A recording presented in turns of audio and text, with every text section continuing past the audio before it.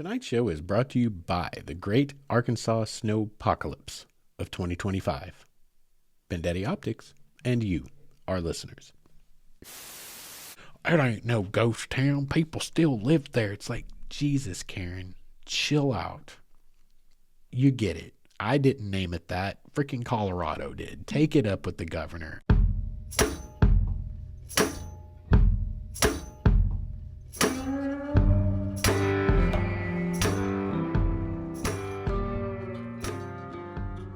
What is up, all of you wayward souls, and welcome back to the Wayward Stories podcast. Wayward Stories is the podcast where we tell the tales of our adventures and our wanderings and our wonderings.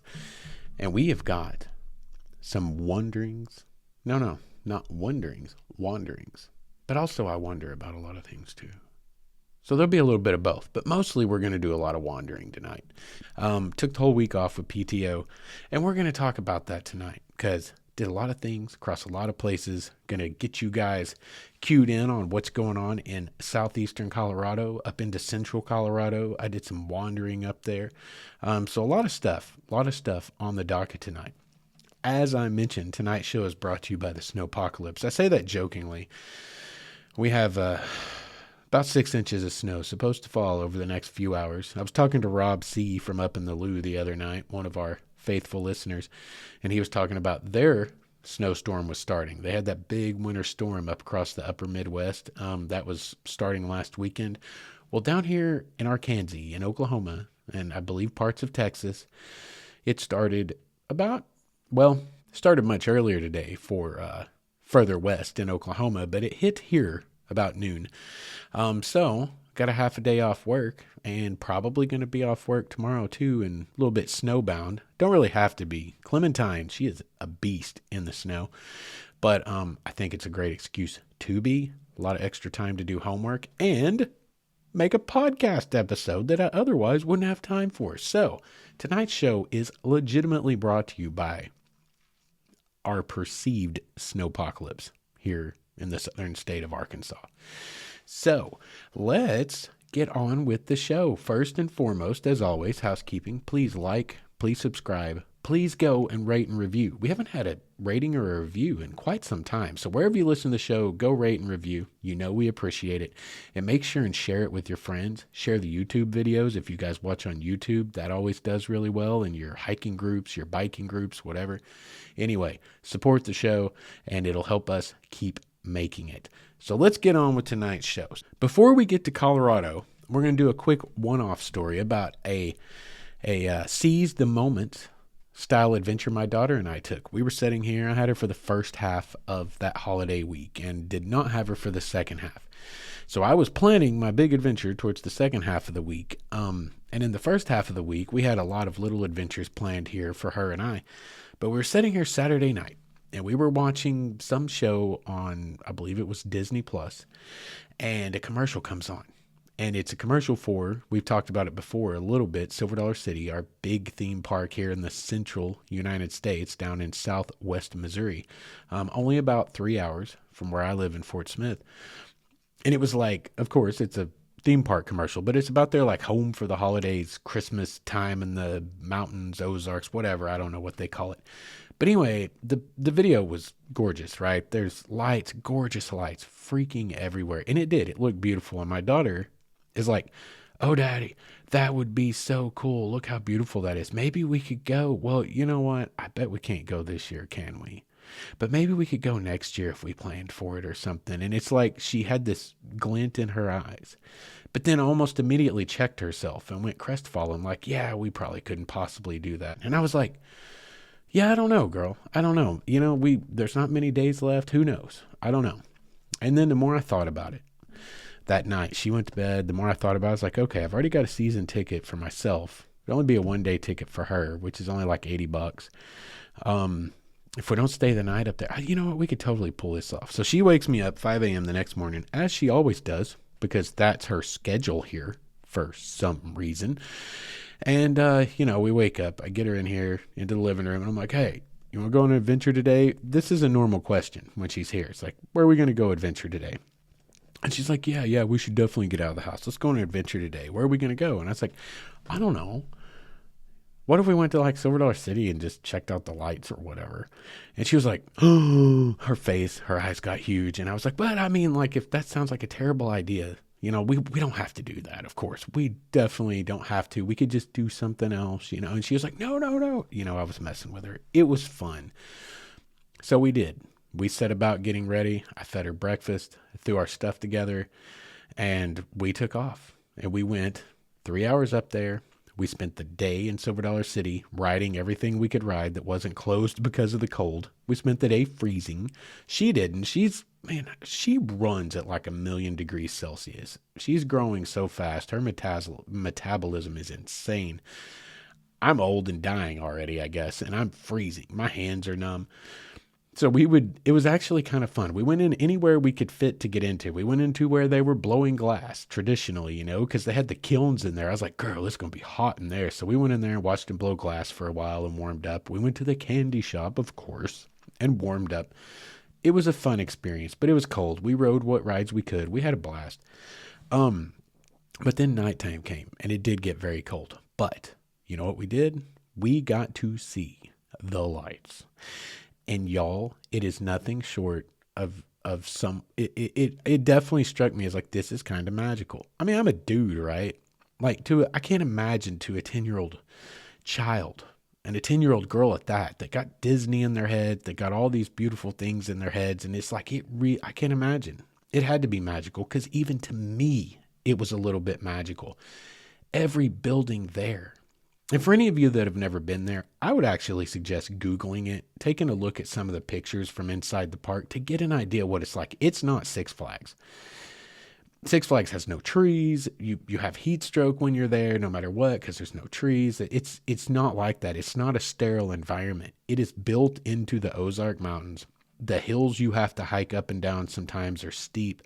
There's trees, old growth trees everywhere. It's really quite beautiful, and it's set like an old 1800s, 1890s town, right?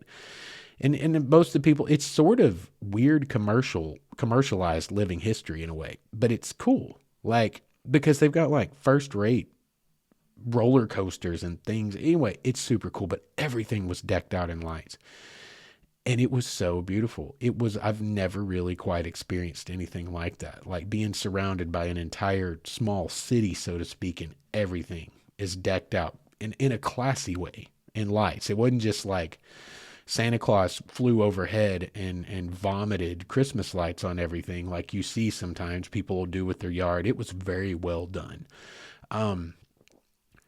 So it was really, really cool. However, it was a Sunday. It was 3 days before Christmas, and the throngs of people came pressing in for the lights in the final few days.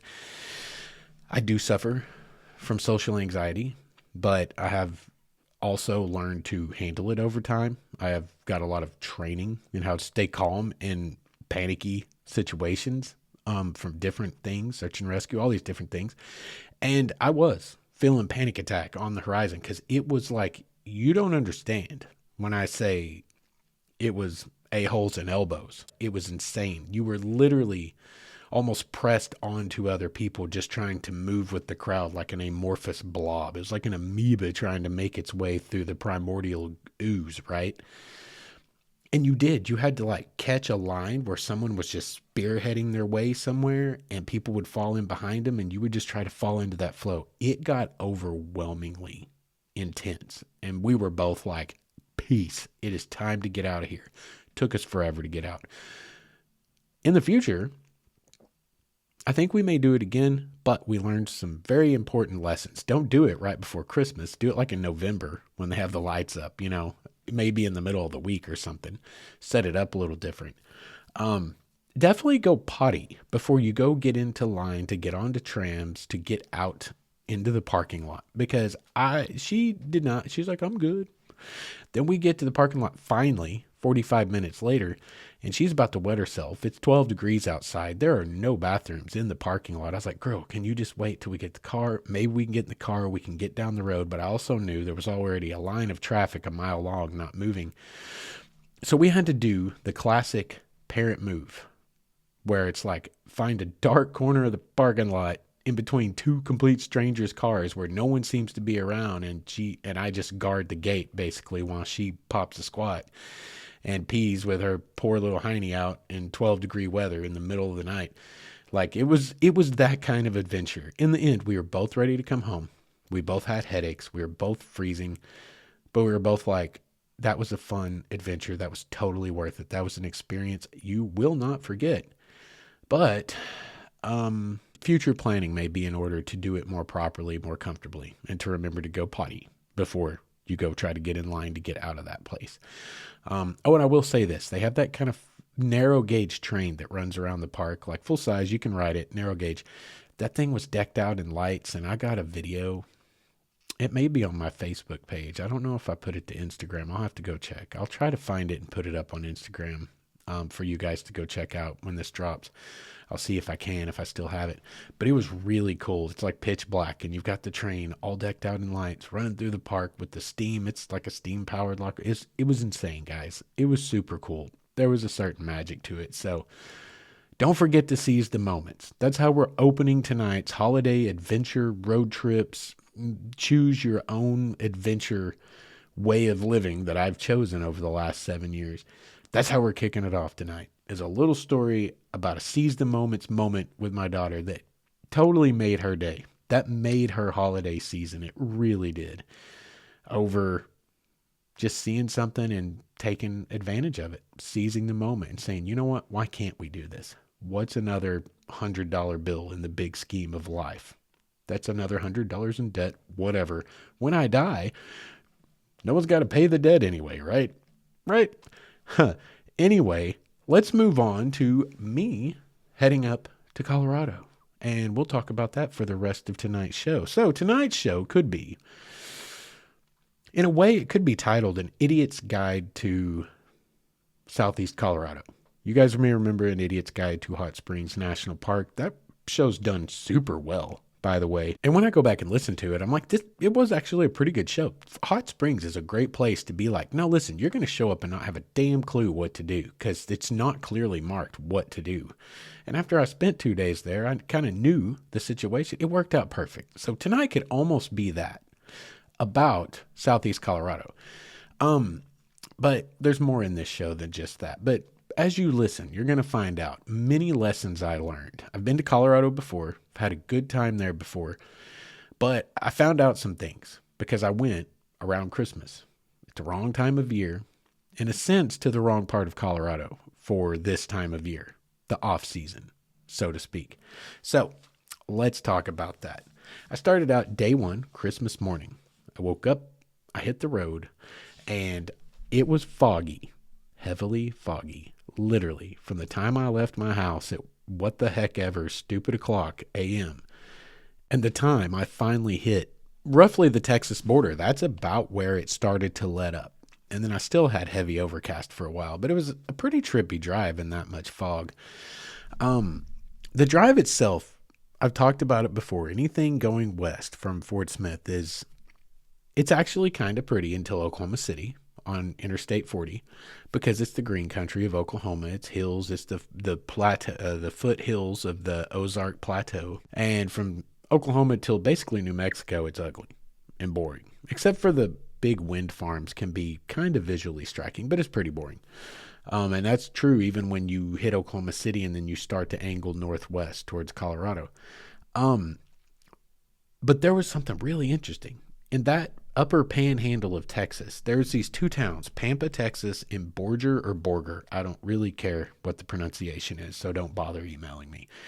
But those two towns, in between them and around them, was like the largest oil field I have ever seen in my entire life. And when I say that, many of you will know what this is. When you see those oil or gas rigs out there and they look like Thor's hammer just going up and down on the prairie perpetually forever and ever and ever to infinity, the pumps. That's like the rig head, I guess, or the pump head. I don't know anything about it. Don't really care. Again, so don't waste your time emailing me what is properly called. But it looks like Thor's hammer. Just swinging up and down. So you know what I'm talking about. They were everywhere as far as you could see for like 30 miles or more or less. I don't know. It was insane, but it was so cool again. What made it cooler though is that about 95% of them were derelict and not pumping anything. I was like, God, this entire oil field must have dried up or whatever. I ended up Googling, letting Siri read me Wikipedia pages about Pampa and Borger and the gas field. What was the name of that gas field? The Hugoton field. Anyway, around it, there was like one in every 50 was actually still pumping. Most of them were actually missing what I would call the hammerhead, the counterbalance, the weight that helped those things to stay, moving and pumping was missing. There were power lines everywhere, which were surely meant to run something on these oil pads or these rigs. And the lines were broken. Some of the poles were broken and had clearly been for years and years and years. Like, it was literally like an apocalyptic wasteland. And that made that part of the drive so visually striking and interesting. Went through the outer edge, I think of it was Pampa. I'm pretty sure it was Pampa. And it was like everything was abandoned. The mall was abandoned. There was clearly a mall there, probably in the 80s, 90s. It was abandoned. There was a Long John Silver's in the parking lot of the mall, clearly abandoned, windows boarded up, part of the roof caving in. Like, it literally looked like something out of The Last of Us or Fallout. Like, it was trippy. So I looked it up, I Googled it, and I actually found really weird. This is my brain, right? I'm like, what do I really care about the oil industry? But I do kind of care about culture and how things happen. And I'm like, this clearly was a huge place once. The oil fields were huge. It looks like it had affluence. It looked like there's money here. There was a mall. There's all these things. Now the oil fields aren't pumping. All this stuff is clearly abandoned. What the hell happened here? And it was so weird. I couldn't find anything about that. I was like, I assumed that oil reserve would have dried up or whatever, right? And that it just fell apart. And when you find the humans talking about it, like me and you, like on a Reddit thread or something, they're like, yeah, here's what happened, what, blah, blah, blah. People talk, believe it or not, you can Google anything. But like the official line, and I don't know who's dictating this official line, like on Wikipedia or whatever, is like, yes, this oil field's one of the top producers, and it's had certain declines over the years, but it's still very strong, and blah, blah, blah, blah, blah. And I'm like, why the hell would you be lying? Like, this whole town's collapsed on itself. There's nothing there. It was just fascinating. It was very interesting. And beside the point. The next part of the drive, though, you essentially cross over into New Mexico. And this is one of my favorite parts of the whol drive out. And it is the Raton-Clayton volcanic field. And there are over 100 volcanic features as you drive through this field. And I don't know how many miles. It's basically all the way until you finally hit Colorado. And that's the area where Capulin Volcano is, which is super cool. It's a national monument. You can go get your national park stamp. I've done it in the past, so I did not do it again on this trip. But it's a cinder cone volcano just standing out there on the horizon. Like, if you're just driving along and you don't know, like I was the very first time I ever saw it, you're looking at this huge hill off in the distance, and as you get closer and closer, yeah, it sure looks like a volcano. That's crazy. That looks like a volcano. And then you get closer and you see a sign and you're like, holy crap, it is a volcano. An extinct cinder cone volcano that you can actually hike down into. It is super cool. And I suggest anyone checks it out, because how many times are you going to get to hike down into the mouth of a cinder cone volcano? You can at Capulin Volcano National Monument. It's a very cool situation there. But as you look around the landscape, you see there are literally there's volcanoes everywhere, like little features. You can tell there's ones that look like little pimples on the prairie standing up out there, and there'll be 3 or 4 together. You could tell it was like several vents probably came up in one place.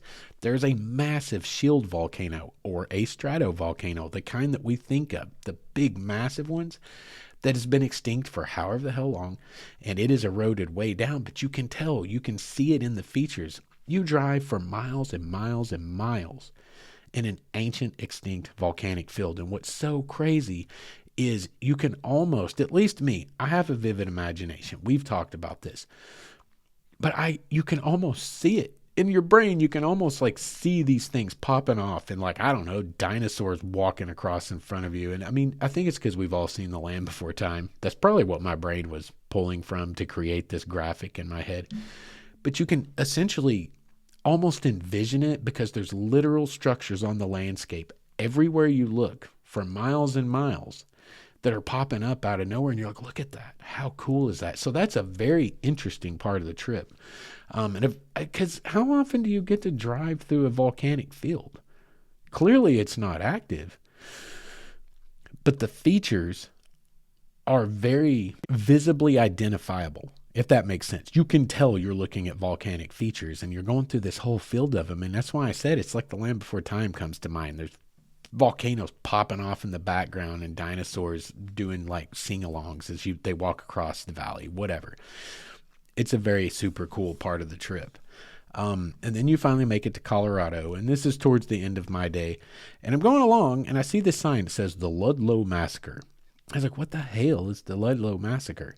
And so, again, I Googled it, and I let Siri read to me from the Wikipedia page. And this is a fascinating story I want to tell you about because it is a historic site that you can go visit, the Ludlow Massacre site. It was a little city, like a tent city that existed at one point for a bunch of mine workers who worked for the Colorado Fuel and Iron.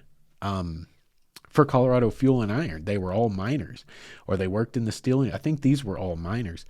Many of you have heard of strikes in the early days, early labor reform, and they would, there'd be 2 or 3 people would get killed when violence would erupt because they were striking and blah, blah, blah. This is insane. This is insane. There was a tent city of over 1,200 coal miners who were striking against the dangerous conditions in Colorado. This is one of those wayward stories no one ever tells you that don't get brought out in public, but are so important to our understanding of our society, of our culture, of how we treat other people. It's just super important. So we're going to talk about it for probably 2 or 3 minutes here.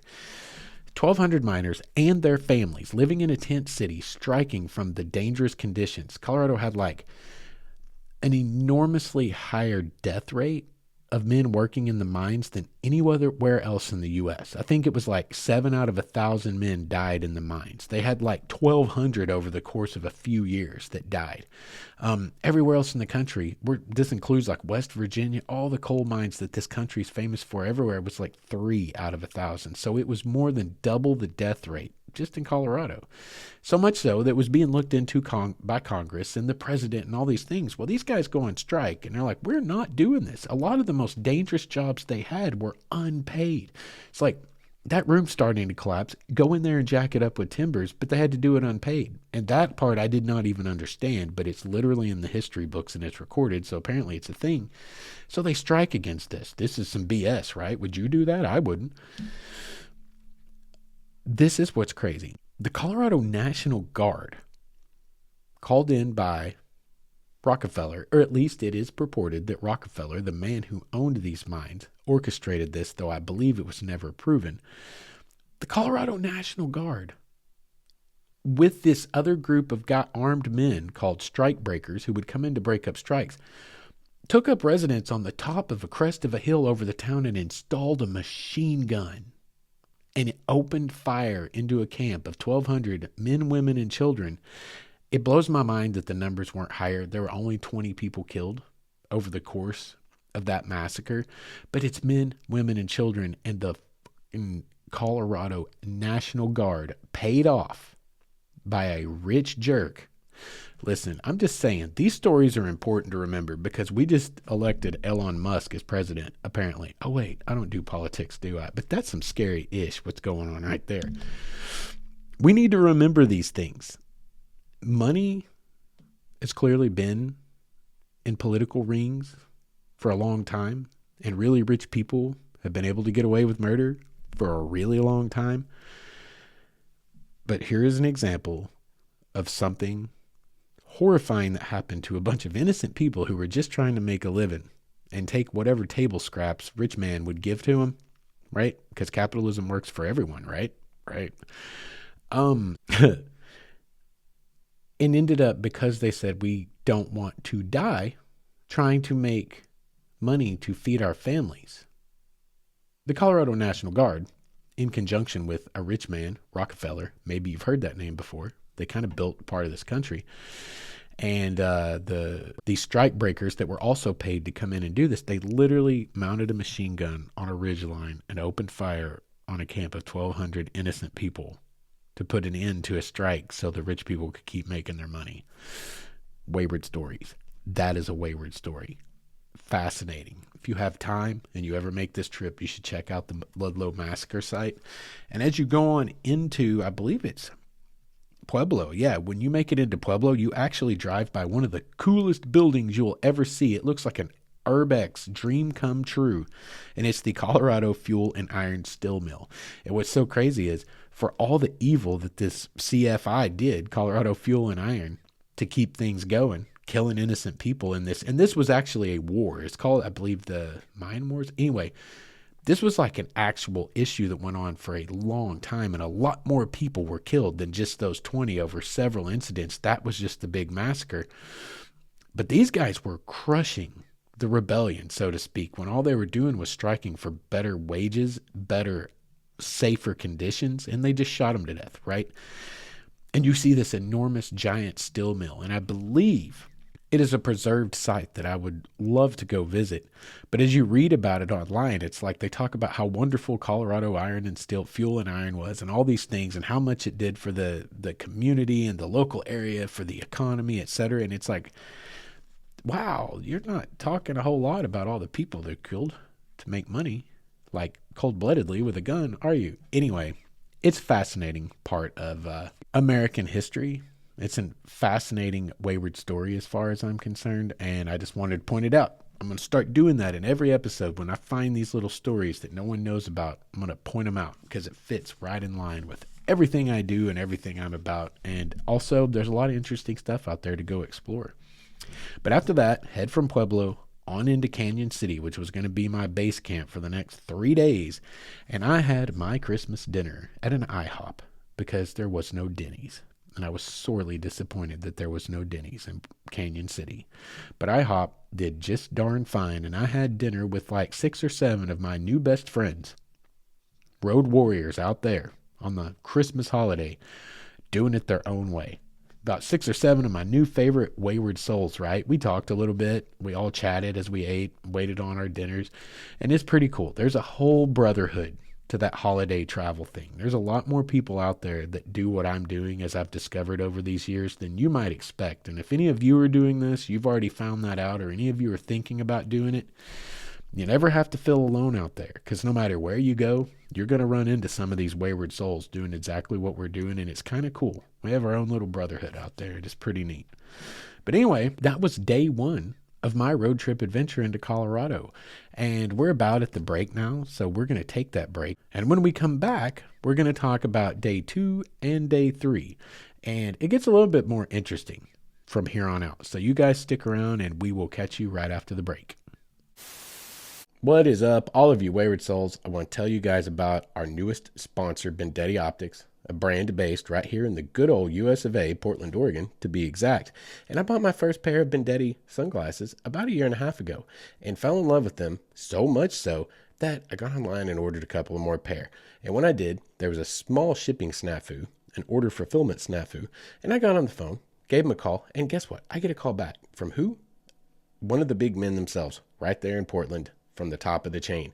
Have a great conversation, and we end up starting this great relationship we have. They more than made right the little snafu that occurred, and I am now a huge proponent of them because I can tell you from personal experience they are good people, and they are trying to compete with the big boys out there, coming in at a price point of about $40, but using the exact same frame material, TR90, and the same polarization process as the big guys. As it turns out, something I think we are already probably knew in our hearts, when you buy big name sunglasses, you're buying a big name, not necessarily any more quality than you can get somewhere else, like at Bendetti Optics. They have 29 different styles. They have multiple polarization options for whatever climate you happen to live in. And they back it up with like this lifetime guarantee that if your dog eats your sunglasses, it doesn't matter how you break them, send it back in with a check to cover shipping and handling, and you're golden. You got a new pair on the way. These guys are truly trying to do it right, and they have this philosophy that a really good pair of sunglasses should not cost you so much that you are afraid to wear them. And I think all of us outdoorsmen can relate to that. So if you guys, like me, are very practical and like to get more bang for your buck and wear some great looking sunglasses, check out BendettiOptics.com. That's BendeTi optics.com, or you can go over to Instagram/BendettiOptics. And that I highly suggest, whether you buy a pair or not, just to check out the cutest pupper you'll ever see modeling sunglasses. Once again, that's BendettiOptics.com. And make sure and let them know Wayward Story sent you. And welcome back. Thank you guys for sticking around through our sponsor break. I just took a break myself during the break and went and looked out the window, and it's piling up out there, guys. I bet there's about 3.5 to 4 inches on the ground right now. It's quite pretty. It's kind of nice. I like it when it snows, especially if they don't make me go to work in it. Let's get back to the show. Let's get into day 2. So day 2, I had big plans. And this is where I started to learn one of the biggest lessons. This is one of those idiot's guide to Southeast Colorado type of things. I wanted to drive up Phantom Canyon Road. Phantom Canyon Road follows the old railroad grade of the Florence and Cripple Creek Railroad. Okay, it went from Florence to Cripple Creek. It's a very original name, right? But that railroad was one of the first ones to make it into Cripple Creek, and Cripple Creek is one of the single most famous gold fields and gold strikes in like American history, in almost maybe world history possibly. It is everything encapsulated, that Wild West, the gold miners, the gold rush, and it's one of the richest gold fields ever discovered. And so this railroad was one of the things that started to pull those riches out of Cripple Creek and move them out to market, right? It's what made everyone so rich. So this is a county road that follows what was the old railroad grade. And you know how I feel about railroads. We took you last year when I went to New Mexico for my birthday, or maybe it was Christmas. Either way, took you up an old railroad grade that was for the logging industry through the same kind of thing. It goes through steep canyons. It's got a bunch of tunnels on it. It was absolutely gorgeous, but I only made it about 3/4 of the way up it because it was December 26th in Colorado. You may be aware that it snows a lot in Colorado in December, and that road was like solid snow and ice after a certain point. Clementine did wondrous. She earned her pay that day. I mean, I'm going up at the crack of dawn, right? So there's not even been time for the sun that day to even start to help for that particular day. I made it up like 3/4 of the way. I got to go through 2 awesome tunnels. And then I started having to go across patches where it was solid snow, solid ice, and there's like 30 to 50 foot sheer drops and extremely inclined drops down to the creek and the jagged rocks below, and there's no guardrails even. And I had to do like the grown-up thing where I was like, I am a stranger in a foreign land, all alone, up in the mountains the day after Christmas on a road that the locals probably know more than damn well there's no reason to go up there. This is not the right situation to be risking anything too serious. So I finally reached a point that there was way too much snow around a way long curve, and I actually walked out most of that curve, and I never did find where the snow or the ice ended. And again, there was big steep drops, we're talking 30 to 50 feet. I'm actually trying to not overestimate, but that's enough to kill you and totally destroy your car, right? And I decided that I might have to back up a little ways, find a place to turn around and call it off for this. So that's what I had to do. But it was awesome, and I highly suggest anyone that goes, especially if you don't go at this time of year, to explore this, because this is a part of what they call the Colorado Goldfield Trails. And I'm going to line this out for you real quick. There are 3 different roads. I've got a map here. You can find maps online and print it out. And these are 3 different routes, essentially, that start in Florence and Canyon City. Florence is a little southeast of Canyon City. And basically one follows the old Florence and Cripple Creek Railroad grade, the one I really wanted to drive, and I made about 3/4 of. I made it to essentially, what was it, Adelaide, I think? I made it about half to 3/4 of the way before I had to turn around. But then there's another road called the Shelf Road, and it was an early toll road. Both of these are unpaved. There's no pavement. It's definitely going to require 4-wheel drive if it's muddy, wet, or snowy. The Shelf Road requires a much higher clearance than, say, the Phantom Canyon Road. And then there's also High Park Road. And High Park Road is a paved road. It's basically a highway. That's how I ended up getting to Cripple Creek that day, is I made a big loop around. But all 3 of these routes are a part of a national scenic byway, and I believe it's called the Colorado Gold, like the Goldfield Trail or the Goldfield Byways. It's something like that. You'll have to look it up. If you look up anything around Canyon City and say National Scenic Byway, you're going to get it. And this map, I wish I could really show it to you.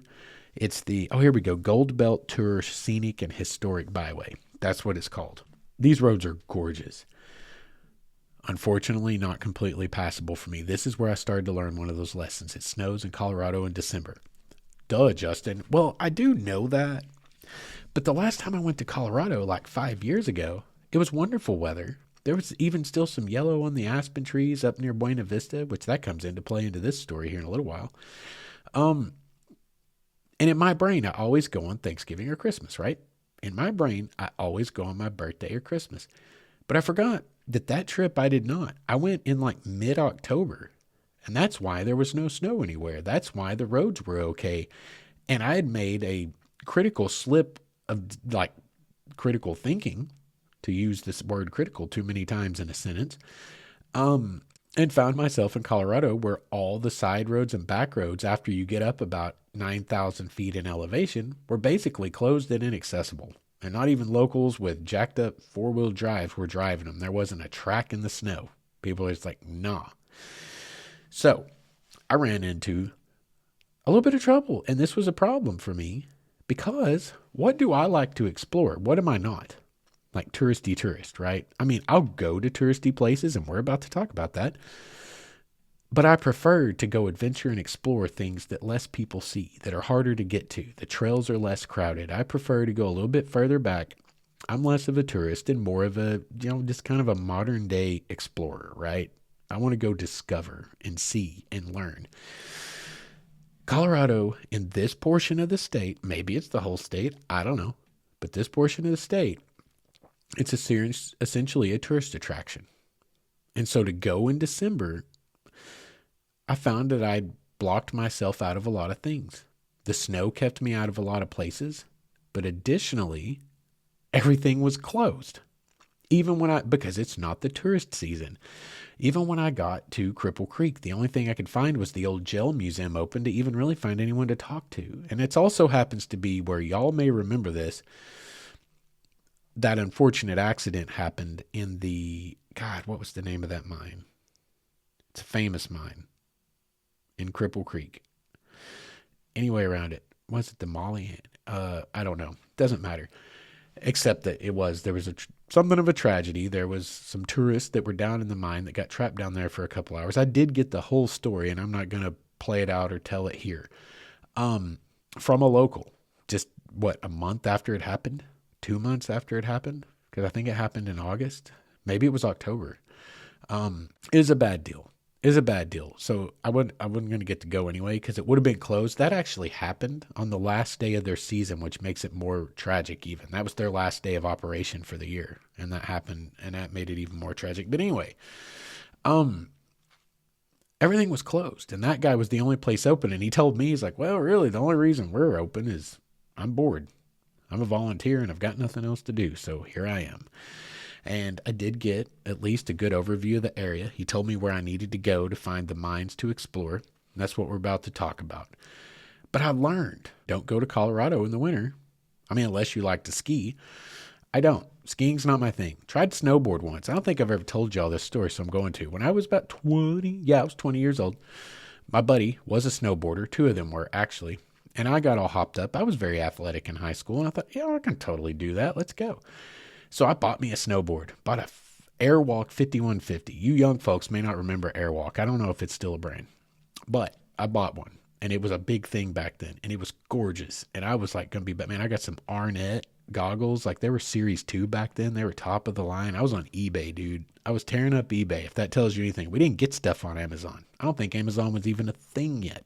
eBay was it. And we get up there, and my buddy's like, takes me up to a blue, right? Blue's like below black. Black's like instant death. And the blues are like intermediate, but for experienced people. I had no experience whatsoever, right? I never even skateboarded. I had no experience with balancing on a board that you're strapped to like a rocket sled.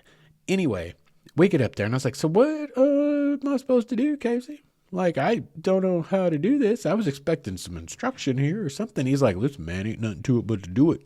Point it downhill and go. And that was his exact words. And you know what? That's exactly what I did. And you know what happened? I went from 0 to 1,050 in about 4.5 seconds. Before I knew it, I went into warp immediately. And I knew that that was a problem because I had no clue how to control what was happening. So I started trying to make decisions, right? Executive decisions. Take a deep breath, stay calm, and figure out how to fall down and stop, because this is not going to work. Trying to do that did not help because I had no clue how to carve or anything else. And I started to do what I'd seen other people do as we were going up.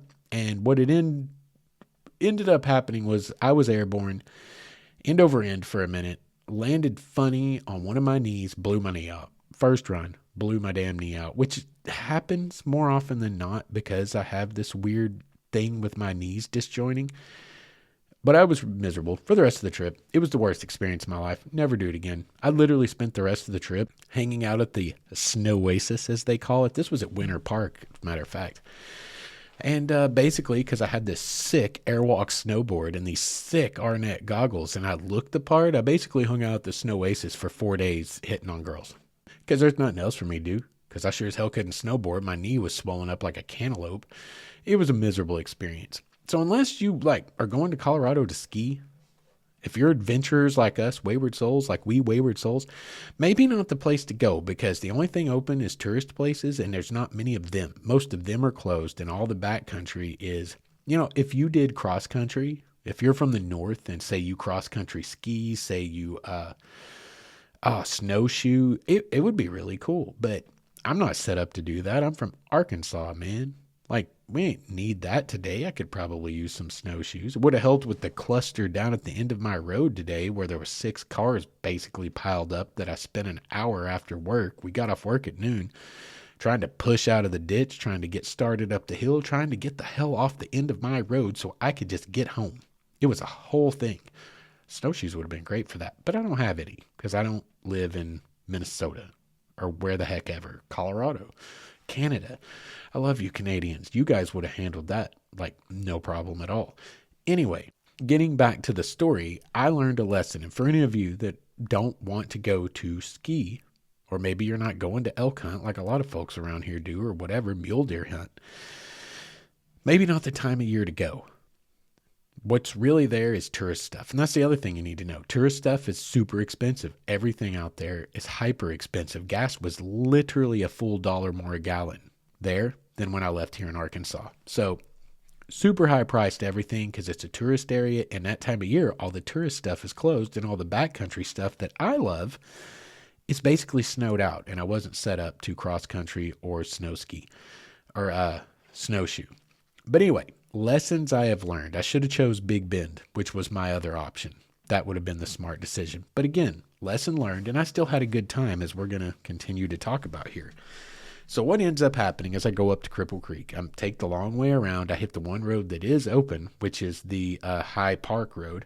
Meet this gentleman. He tells me, you need to go down to Victor. It's about 6 miles down the road. That's where actually most of the gold fields are. Get down to Victor, and there are abandoned gold fields everywhere. Head shafts, the frames, the mines, the shakers, everything. Everything's there. It was so cool. Go to Instagram.com/waywardson119 and you'll see the pictures. It was so cool. It was quintessential Colorado. Historic, what you think of from the movies and pop culture. Cripple Creek was cool, but it was super yuppie. I mean, it was extremo yuppie. It was like Santa Fe. You guys remember me talking about Santa Fe, and I was like, this is just nothing but yuppie. That's kind of what Cripple Creek is. There's this casino that basically owns the whole damn town. I was blown away. There's an entire block at least. All the buildings on it were owned by the same casino, and I'm sure it's cool if you dig casinos. But there was not, it wasn't the Wild Wild West. It was crazy yuppie. It was high-end, high-class stuff. It was beautiful, and I'm sure for people who are into that, good on you, right? I'm not judging you, but not for me, and that's basically what Cripple Creek was. But Victor is where everything was Rurex. Victor's where the hiking trails were to get up to the mines, and you could go into some of the head shafts.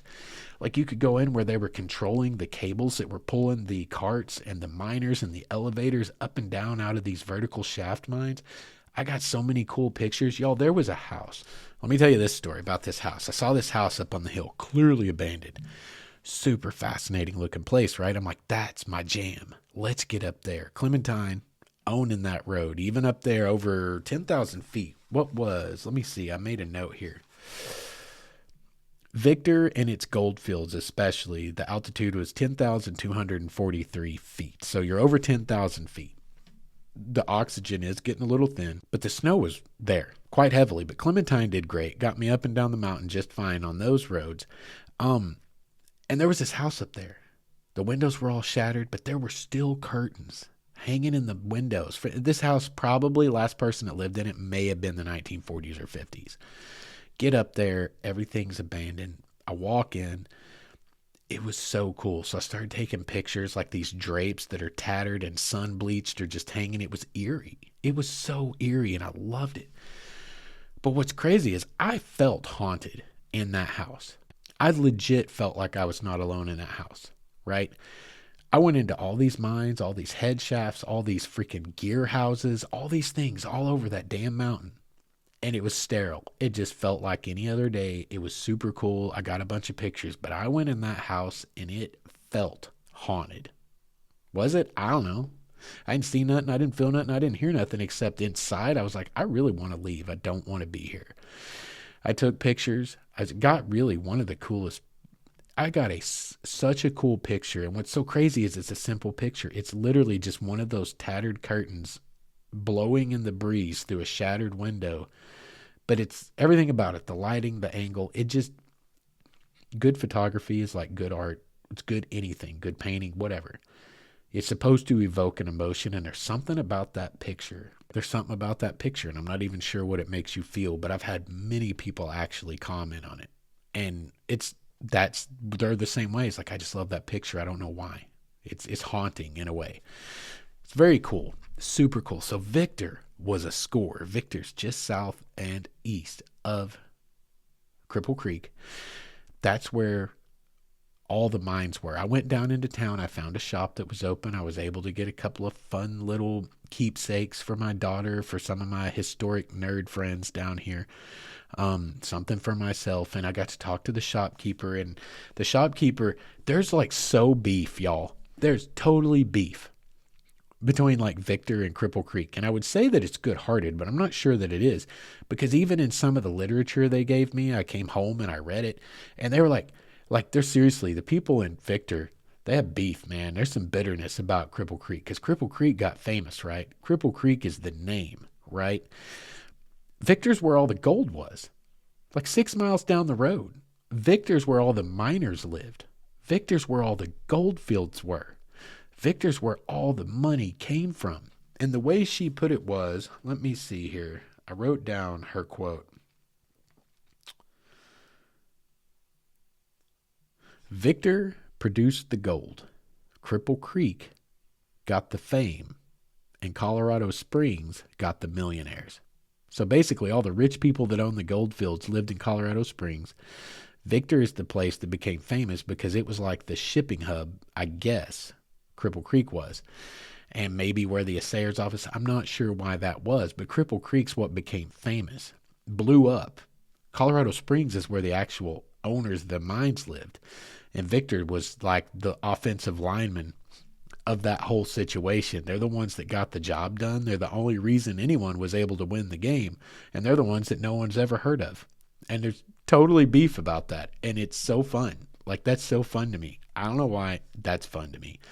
But, and even the way she said that, I was like, God dang, that's been 100 years ago. Like, if you were even related to anyone that worked in these mines, you're their great,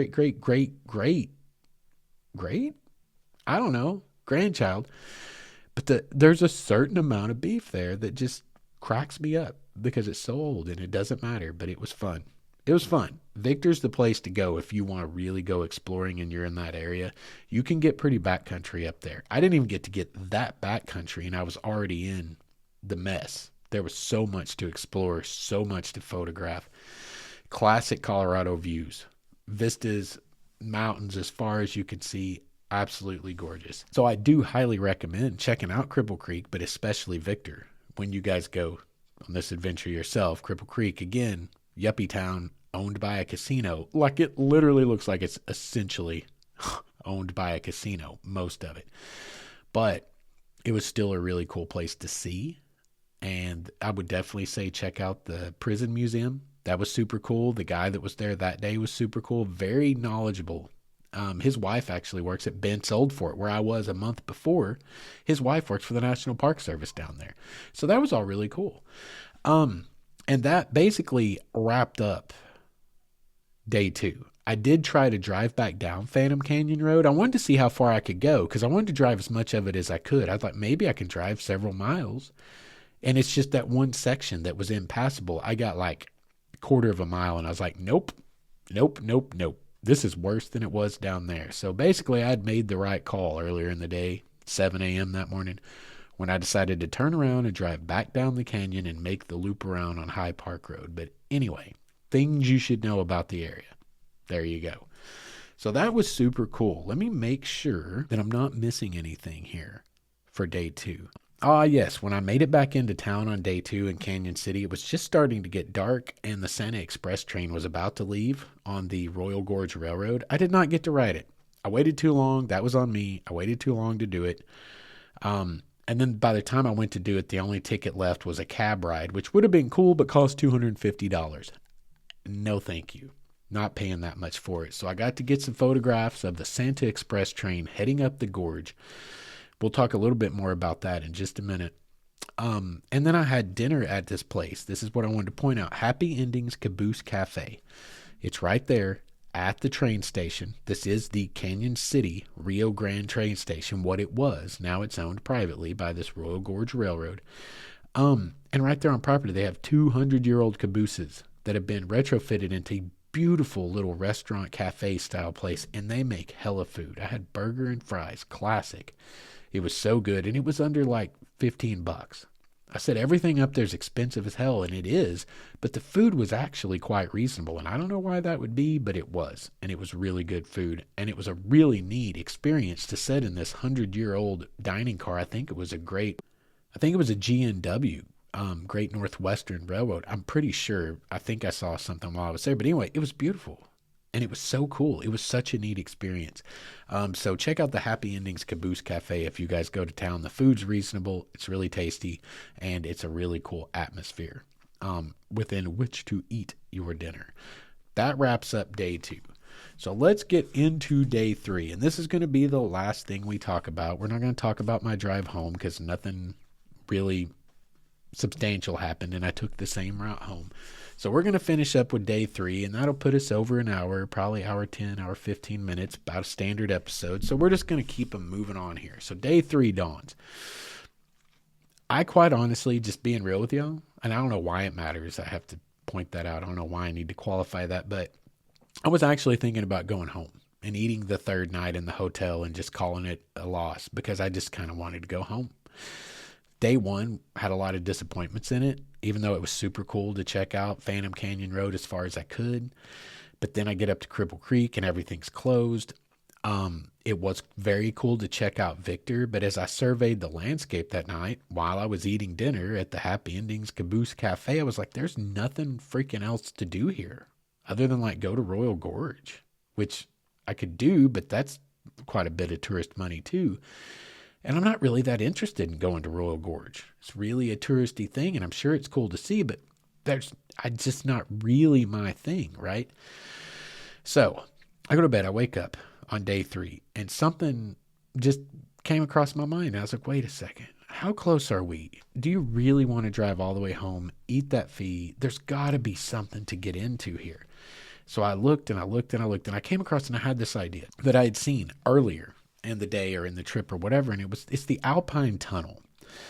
The Alpine Tunnel is a high mountain pass that's over by Buena Vista, somewhere I've been before.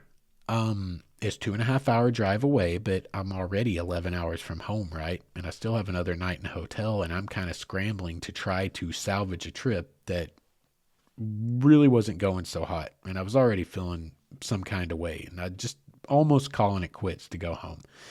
But I decided I was going to try to salvage the trip, and I had that thought, and I was like, you know what? I have not pushed myself in quite a while because of school, because of work, because of so many life circumstances.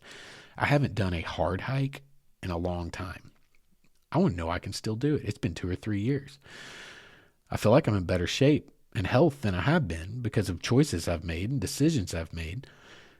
Let's go hike this damn tunnel. Y'all, it's way up there. Okay, you're definitely over 10,000 feet, and you're going up to this pass where it was a railroad grade. It is a hiking trail now. The tunnel at the top has collapsed, but the like switch that was just outside the tunnel, there's like a turntable for the engines. It was a narrow gauge railway. I didn't do all the research. I don't know which one. And like the switch house is still there. Like it's like not a community, but there's several extant buildings still on site. And I'm like, this is perfect. I'll drive over there, get to the trailhead, and I'll make a hell of an epic hike today. That will be worth it. 2.5 hour drive, whatever. So I take off and I start on my 2.5 hour drive. First thing you need to know, Highway 50 out of Canyon City. You go from like Parkdale Canyon to Salida. It's about this little stretch. It's like 2.5 hours to Buena Vista. But this one stretch goes through something, I think it said like Raccoon Canyon or something like that. But it's on Highway 50. You can't miss it. And what you end up doing is essentially following the banks of the Arkansas River in all of its whitewater glory, beautiful, clear whitewater glory, for 46 miles, over an hour. You snake through S-curves. And Clemmy's all-wheel drive, right? That car is so much fun to drive on curves. And I'm just whipping all through these S-curves on one of the most beautiful stretches of road I have ever driven. Highway 50 between Canyon City and Buena Vista, through the Arkansas River Canyon. I don't know if that's what you would still call the Royal Gorge. It's past the actual Royal Gorge. But it's a freaking canyon the Arkansas River courses through, and it is incredible. That alone was basically worth staying another day for. That was an awesome drive. Make a note of that. But then I come out the other side, and you spill out the other side of that canyon into the Central Valley of southern Colorado, where Buena Vista resides, essentially, in between, the Front Range, I guess. That's not really the Front Range that far south. It's the Sangre de Cristo Mountains. The Front Range is a little further north, close to Denver. But essentially, there's like this eastern range where the mountains are, and then there's a western-ish range. But there's like this basin right in the middle where Buena Vista lives, and St. Elmo, the supposedly best preserved ghost town in Colorado, which there's still a few people that live there. But it's literally an old west town that is almost perfectly preserved. People argue on my stupid YouTube video I made 5 years ago that it ain't no ghost town. People still live there. It's like, Jesus, Karen, chill out. You get it. I didn't name it that. Freaking Colorado did. Take it up with the governor. I don't care. I bet he doesn't care. Chill out, lady. Get a life. Anyway. That happens a lot. But I spill out into that valley only to find as closer I get to Buena Vista, which is real close to where the trailhead, way back in the sticks from Buena Vista, that is, up in the mountains, to go up to the Alpine Pass Tunnel. The closer I get to Buena Vista, I find there's like 3 freaking feet of snow on the ground everywhere, and it was fresh. It had like just dumped on that valley in the last day or two. They were still out there trying to plow and grade. It sucked. Talk about a downer. Got all the way over there, hyped up, saving my trip, gonna salvage the things I wasn't feeling so great about, get all the way over there, and I couldn't even get back down the back roads. I drove down a few. I got some really cool pictures of some horses chilling in the snow, and the mountain ranges in the background, the peaks in the background with snow and clouds blowing off of the top. It's the most Colorado picture I think I could have ever taken. I love it. But there was no going any further. Some of the roads were actually blocked by barricades. Not this time of year, whatever. Too much snow, whatever. So I found a different way back to Canyon City, continued my drive trip for the day, and it was neat. It was a nice drive. It was a slushy mess, and I was behind a freaking sand truck most of the way, so Clementine is literally basically black right now. She's covered in road grime, sand, mud. She'd been nasty for a week. One of the guys I work with was like, your car's a little dirty there. I was like, Colorado crapped on it. Okay. And it's going to look like that until I get my oil changed next week because they wash my car for free. Anyway, I like genuine Subaru parts and service. They wash your car. Anyway, I get back down and I'm like, what am I going to do? I've only blown half a day. I get up and I head out early. I try to milk every minute out of my road trips, right? Because they're rare that I really get to do a good one. It's like once a year usually. So I'm like 11 o'clock, I'm done with what I just did. 2.5 hour drive over, 2.5 hour drive back. It's like 11:30 or something. I'm like, crap, I didn't really get to do anything. What am I going to do now? Because it's too late to drive back to Fort Smith, Arkansas. It'll be freaking 2 in the morning by the time it's all said and done. Pack up, get everything, go, blah, blah, blah. And so I decided to hell with it. I'm going to go to the Royal Gorge. Everyone has been to the Royal Gorge Bridge, except me. I was like, I'm right here. I'm going to drive right by it. To hell with it. Let's go do it. So I went to the Royal Gorge, and I have to say, it was pretty neat. Definitely a tourist thing. Not too expensive, I guess. I think it's $31 an adult. I was out $31. That kind of sucked. But it's a neat thing to see. That bridge is definitely an engineering marvel. It's definitely way the heck down to the river. That was super cool. I managed to get pictures of the train from Canyon City, the Royal Gorge Route Railroad, and its Santa run that day coming up the valley below us. Was able to get pictures. I stood out there and froze to death. Waited 45 minutes because I heard that damn train horn, right? Only find out, like, that train horn echoes a long way through a 1,000-foot sheer-walled valley that's like probably less than a half-mile across. And so I'm hearing a train thinking it'll be here any minute. 45 minutes later, it finally showed up. So there's that. I was numb. But I did get pictures of it. And that comes into play in a little bit. But I got pictures of the train. I walked all the way across the bridge. I went to the highest point, got a good view of everything, came back down, and I watched crazy people zip line across the Royal Gorge. 1,000 feet above the Arkansas River in the crags below. Zip line on a single cord. And also ride these, what do they call those? Gondolas across. And I'm just like, no, I'm fine with this bridge, but I ain't getting on either one of those. No. Which is crazy because I'll get on a rope and jump off a cliff 100 feet high and feel safe doing that somehow. But people setting 1,000 feet high on the similar kind of rope, zooming across, I'm like, nope. Because what's the difference in 100 and 1,000 feet? Nothing. I mean, you might be like, oh, Justin, 900 feet, but you're still just as splat at the bottom of 100 feet as you are of 1,000 feet. As far as like you surviving it, doesn't really matter. 100 feet, 10,000 feet, doesn't matter, really. It's just longer to think about what's about to happen. Either way, I was just like, no, but this one guy, I watched this one guy, and I guess they give you breaks on these things. So in case you feel like you're going too fast or whatever, and maybe you actually need to use them because some of those guys came screaming into the home, into home plate and like slammed into the buffer or whatever. So he gets on the brakes because he's freaking out, and he ends up, you want to talk about shoot yourself in the foot. He ends up hung right in the middle of the gorge, 1,000 feet off the ground for like 10 minutes. Just sitting there. I could see him. I was taking pictures of him. He's looking straight up into the heavens. That guy was breathing. He was trying not to freak out. He may have been making his peace with his maker. I don't know. But I was like, that's got to be the worst thing ever. Can you imagine? If you were already so uncomfortable with it that you accidentally applied the brakes too much and now you just got yourself stuck hanging 1,000 feet above the ground. Oh my God. Hanging on a single rope. There were no backup ropes. This was something that actually perplexed me as someone who does rope work, right? 1,000 feet off the ground, the general public, I'm sure they're signing waivers, but it's single cords. How is there not a backup? I don't know how that doesn't. Anyway, the gondola was the same way, and I'm by no means an engineer, but I know how elevators work. They have backups to backups to backups. Like, there's something about all that didn't feel right. But this dude's hanging there, and if I'm him, I'm looking up at the single cord that I'm hanging on 1,000 feet above the Arkansas River below me. I don't know. I would have lost it. And I'm not that messed up about heights. There were people there that wouldn't even walk out on the bridge. The bridge didn't bother me at all. Anyway. Some guy, I watch a dude from the bridge. I'm watching him over at the platform. He's a worker. He suits up in a full chest rig, clips off onto the cord, and he basically just zips himself out to the guy, grabs a hold of him, and with the tether that another worker was holding back at the platform, just reeled him back in like a couple of big old fish. Can you imagine being hung out over that gorge, though, y'all? Oh, my God. Like, no. Anyway, it ended up being all right.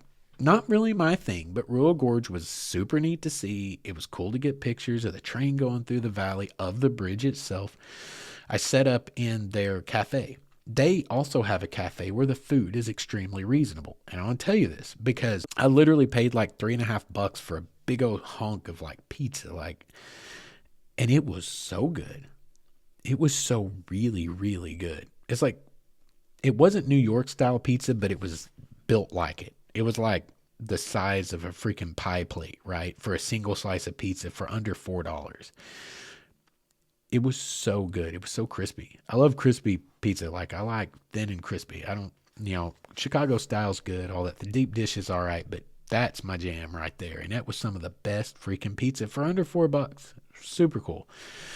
And I sat there and tried to warm up, and I ate, and I enjoyed it. And the place had ended up packed. And then I got a friend, a little older lady, came up and asked if she could sit with me because there were no tables for anyone. And she was actually holding up like a 4-table spot by herself, just waiting on her kids to go ride the gondola. And I was like, for sure, come sit down. And we sat, and I made a new friend and talked for 10, 15 minutes while I finished eating, making notes in my travel journal, and just chatted with her. She was from Pueblo, actually, but all her kids were from Texas, and they wanted to ride the gondola. And her exact words to me were, I rode that stupid thing 30 years ago, and I am not going to stand out there for an hour in the cold waiting to get on it again. They can do that if they want to. I'm going to sit right here. And we chatted for 10, 15 minutes. It was super neat to make a new buddy and have really good slice of pizza and honestly get one of the cooler fridge magnets that I have on my fridge right now. It's actually probably one of the coolest by far. My fridge is covered in magnets from these places I've gone, and it's pretty epic, just for whatever that's worth. So then I head on back down because it's getting later in the day, and I wanted to time. After I left there, I was like, you know what? The last thing I've got is there is a hike I can do, and it is the Tunnel Trail. Is that what it's called? Let me look in my travel journal here. Yes, it's the Tunnel Drive Trail. It's 4.3 miles. It's an out and back. You're up around, 5,500 feet, I think, 5,600 feet. Not that big a deal.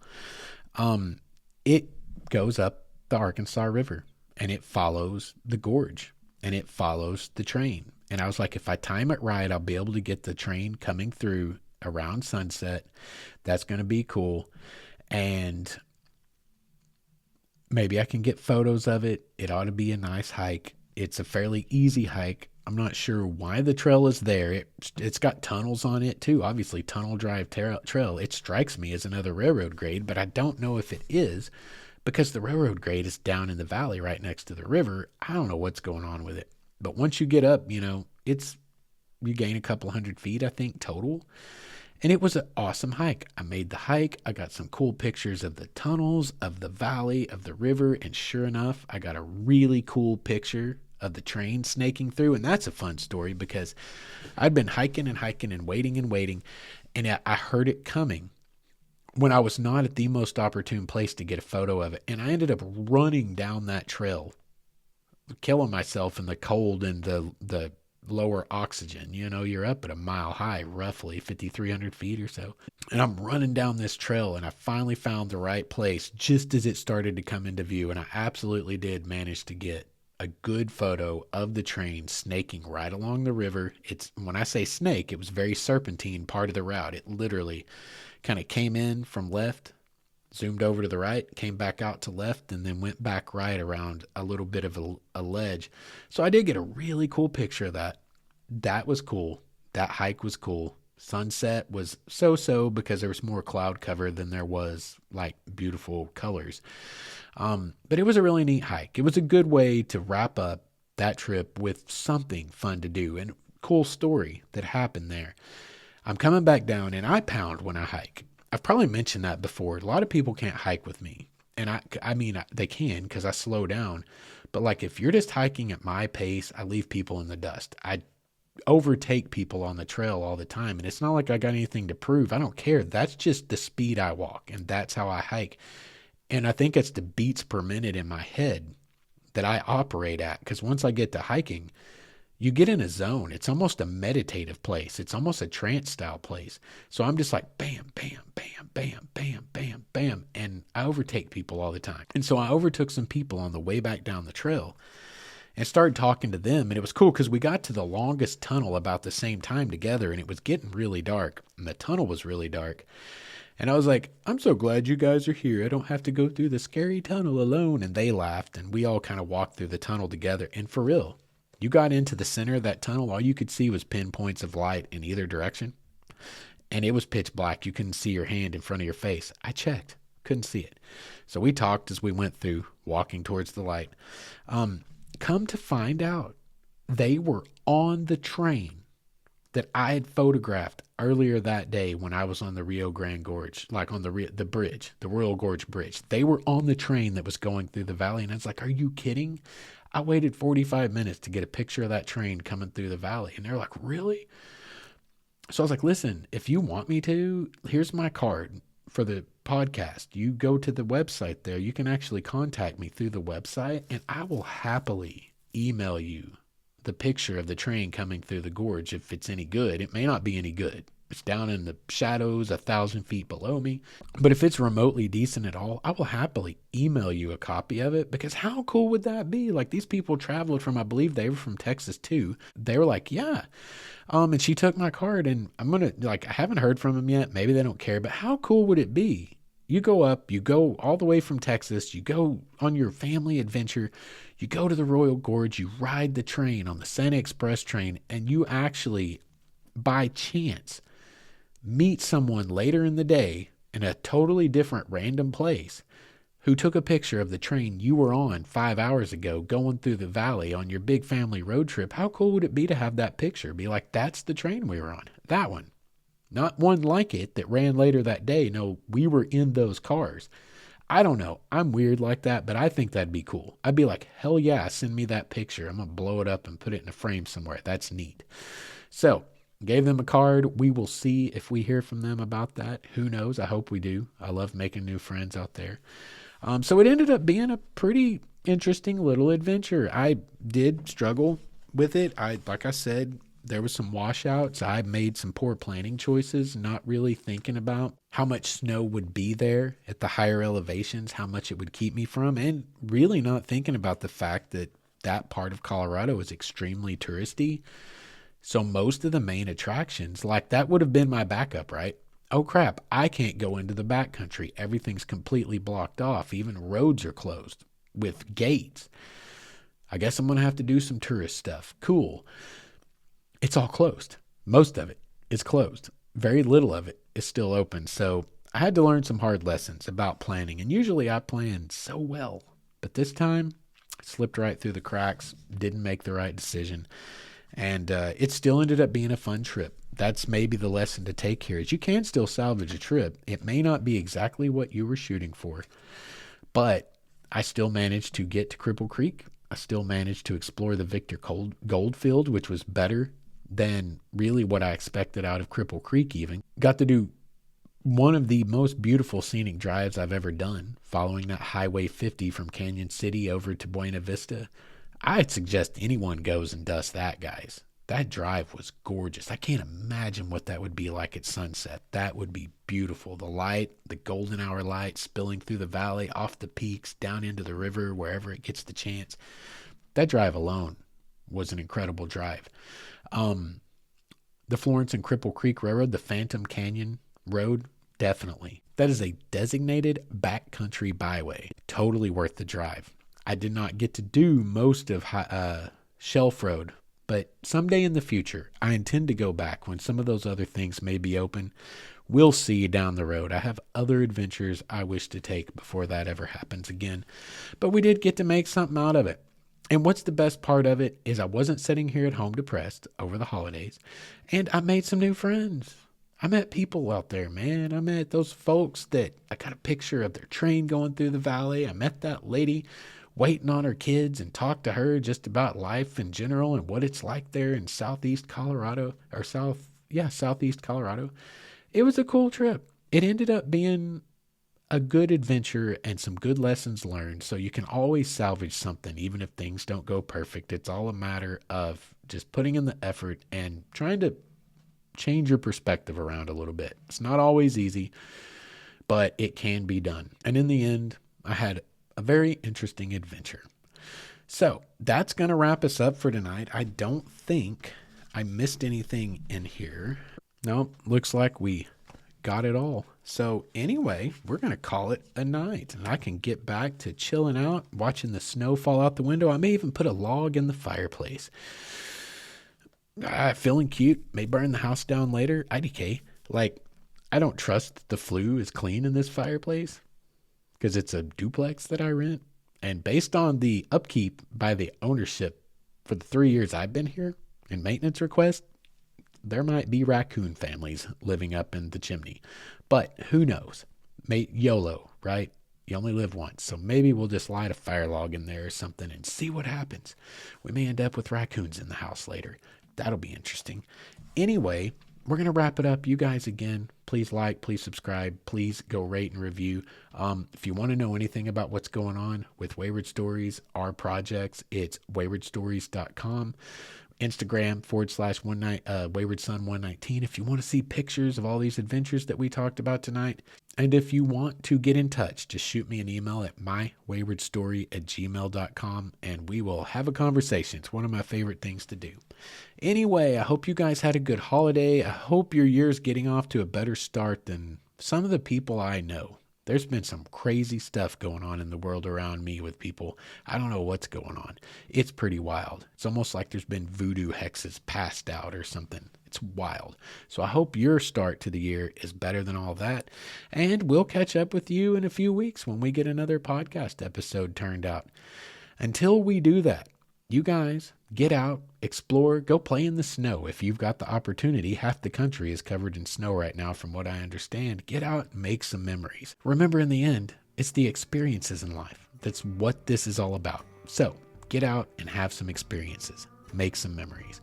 And until next time, you guys remember to be good to each other.